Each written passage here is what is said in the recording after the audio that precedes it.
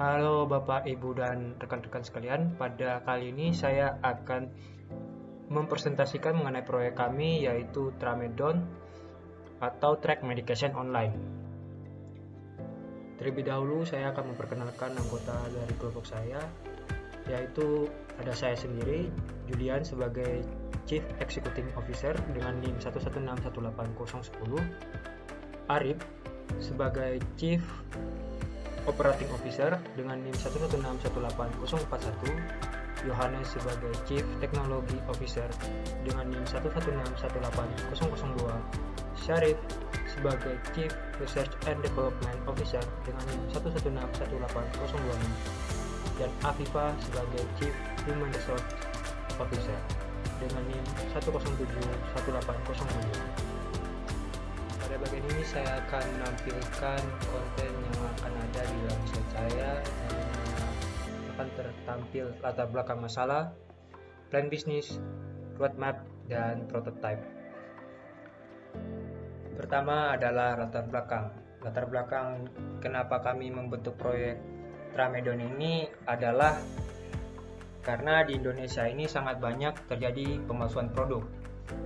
Berdasarkan data survei MIAP atau Masyarakat Indonesia Anti Pemalsuan, terdapat 40% frekuensi produk farmasi yang sudah sering dipalsukan. Selain itu juga terdapat 50% frekuensi kosmetik yang dipalsukan.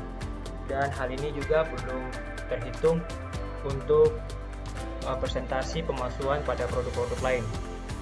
Nah, untuk produk farmasi ini mengakibatkan kerugian sebesar 291 triliun yang disebabkan dari pemalsuan produk farmasi. Hasil survei MIAP atau Masyarakat Indonesia Anti Pemalsuan ini juga menunjukkan bahwa produk kosmetik, farmasi, dan pangan sangat sering mengalami pemalsuan. Lalu kerugian dari pemalsuan produk farmasi yang mencapai 291 triliun rupiah ini dikarenakan bahwa produk palsu memiliki kegunaan yang sama dengan yang asli dan juga memiliki harga yang jauh lebih murah. Akibatnya, terjadinya kasus kelangkaan pada obat dan produk farmasi lainnya yang mengakibatkan tingkat kebutuhan yang tinggi dan distribusi yang tidak merata. Sehingga kami memiliki ide untuk membuat aplikasi yang dinamakan Tramedon ini, atau Track Medication Online. Aplikasi Tramedon ini adalah aplikasi digital farmasi yang bergerak pada layanan track and trace distribusi produk farmasi, serta menawarkan pembuatan QR Code produk farmasi pada usaha skala UMKM maupun menengah ke atas. Dengan membentuk aplikasi Tramedon ini, kami memiliki misi untuk mengurangi pemalsuan produk farmasi dan memberikan informasi produk farmasi yang digunakan, serta mencegah penimbunan melalui layanan tracing. Selain itu, kami juga memiliki visi agar Indonesia terhindar dari produk farmasi palsu dan lebih pintar dalam memilih keaslian produk farmasi. Ini adalah bisnis model kanvas kami, di mana terdiri dari customer segment berupa industri, pedagang besar farmasi, pelayanan kesehatan, dan masyarakat. Untuk customer relationship-nya terdiri dari informasi kehasilan obat serta public care. Public care yang dimaksud ini adalah memberikan bantuan sosial kepada korban bencana ataupun memberikan dana kepada pasien yang mengalami penyakit berat seperti kanker, dan juga melakukan pendanaan beasiswa untuk bertujuan untuk menambah sumber daya manusia kami untuk pengembangan aplikasi ini. Nah, untuk channel kami ini berupa sosial media dan pemerintah. Pemerintah ini berfungsi untuk meregulasi serta untuk mendorong masyarakat dapat menggunakan produk kami ini. Nah, value proposition kami ini yaitu terdiri dari dapat melacak alur distribusi produk farmasi dengan fitur track and trace tadi, dapat mengetahui obat asli atau palsu dengan melakukan fitur scanning QR code. Lalu karena kami ini merupakan perusahaan pertama di Indonesia yang memiliki fitur pelacakan produk farmasi dan pembuatan QR code serta scanning produk farmasi secara bersamaan, memiliki benefit yang menjanjikan untuk para investor dan masih minimnya kompetitor. Dan yang terakhir adalah karena kami akan aktif melakukan kegiatan sosial dan pendanaan beasiswa. Pada key activities kami ini yaitu melakukan tracking obat, dan yang keduanya adalah memberikan informasi asli obat. Untuk key resource atau sumber daya kami ini terdiri dari sumber daya manusia untuk pengembangan dan operasional, lalu dari investor untuk pendapatan modal, serta partner. Partner ini adalah seperti influencer dan untuk memilih brand ambassador. Lalu key partner ini terdiri dari BPOM atau Badan Pengawasan Obat dan Makanan, Kominfo, Kemenkes, Santara, dan Akseleran. Santara dan Akseleran ini berfungsi untuk mendapatkan modal. Untuk Santara kami akan mendapatkan modal dari pemerolehan investor melalui equity crowdfunding. Untuk Akseleran kami akan melakukan peer-to-peer lending. Nah, untuk cost struktur atau struktur biaya kami ini terdiri dari 3, yaitu operasional, biaya marketing, dan biaya development atau pengembangan. Nah, untuk revenue stream atau pendapatan yang akan kami peroleh. Pendapatan yang akan kami peroleh ini melalui dari pembuatan premium, AdSense atau iklan, serta pemerolehan modal dari investor dan adanya pemberlakuan peer-to-peer lending tadi. Pada bagian ini saya akan menjelaskan bagaimana target market kami dan juga bagaimana size market kami ini. Untuk target market kami akan menargetkan aplikasi kami ini ke 241 industri pembuatan obat-obatan, 17 industri bahan baku obat-obatan, 132 industri obat-obatan tradisional, dan 18 industri ekstraksi produk alami.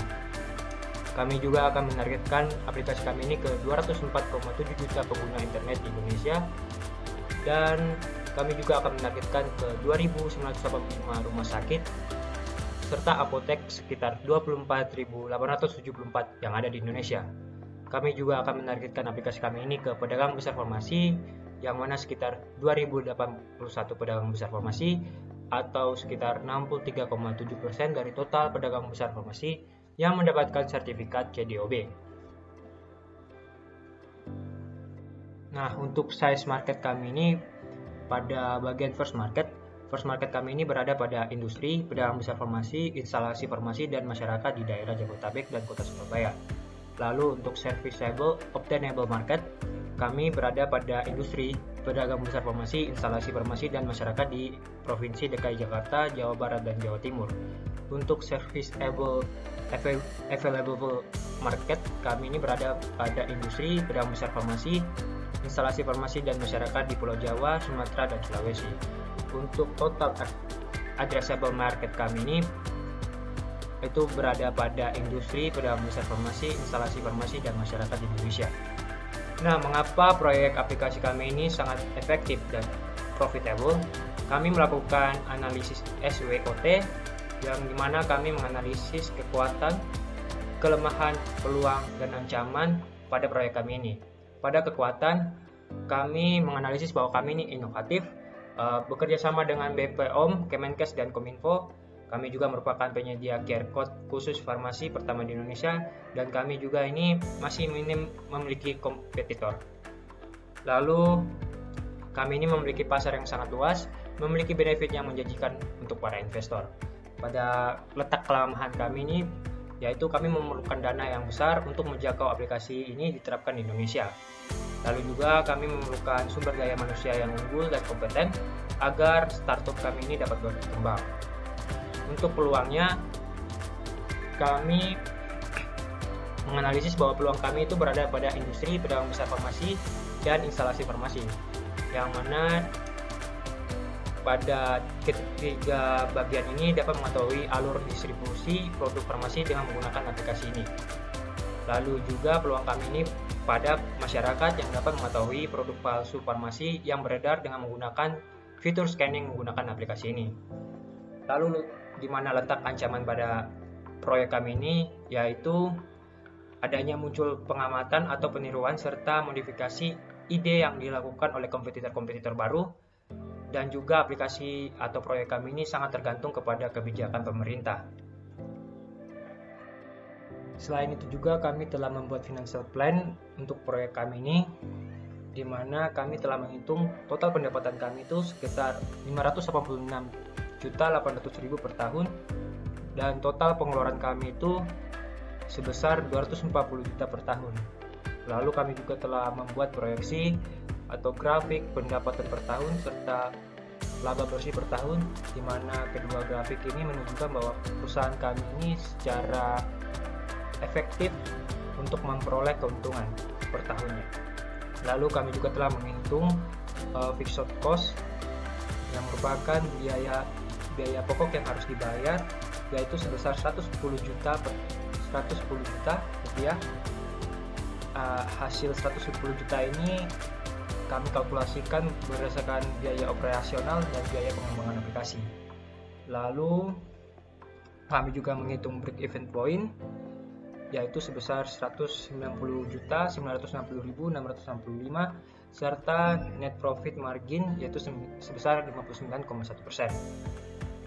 Ini merupakan rencana modal awal kami, di mana kami memerlukan modal sebesar 300 juta rupiah dengan return of investment yang telah kami hitung sebesar 115,6% pada tahun pertama.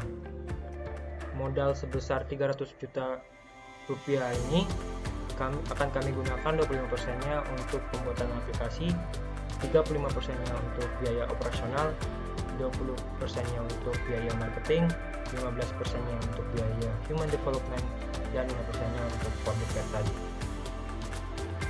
Pada bagian ini saya akan menunjukkan bagaimana roadmap kami.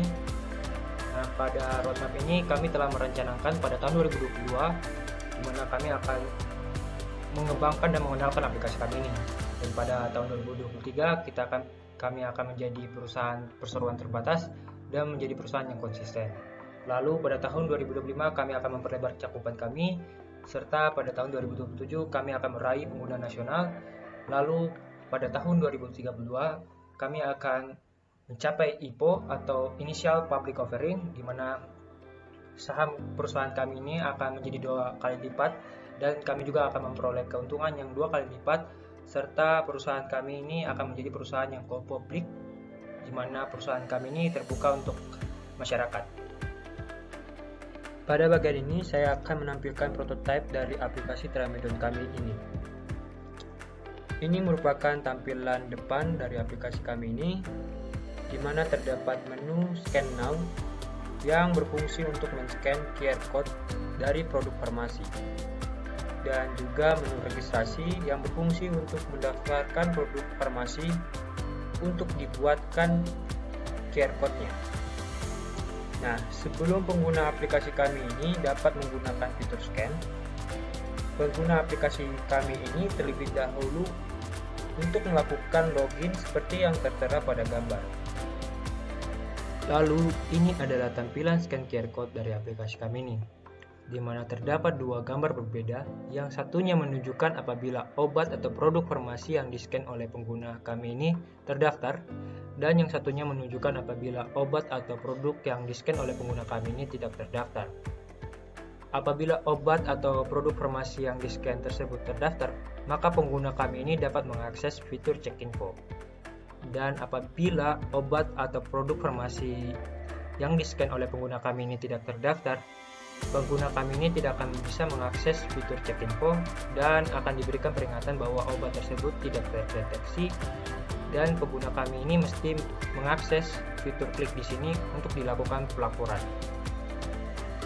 Lalu ini adalah tampilan fitur lain yang tersedia dalam aplikasi kami ini. Nah, di sini tertera fitur info, fitur track, dan fitur forum, di mana fitur info ini berfungsi untuk mengecek dan mengetahui informasi-informasi mengenai obat yang di-scan oleh pengguna kami ini. Fitur track berfungsi untuk melacak distribusi obat yang di-scan oleh pengguna kami ini, dan fitur forum berfungsi untuk melihat feedback atau tanggapan, saran maupun pertanyaan yang diberikan oleh pengguna kami ini. Sekian dari pemaparan proyek kami ini. Saya ucapkan terima kasih.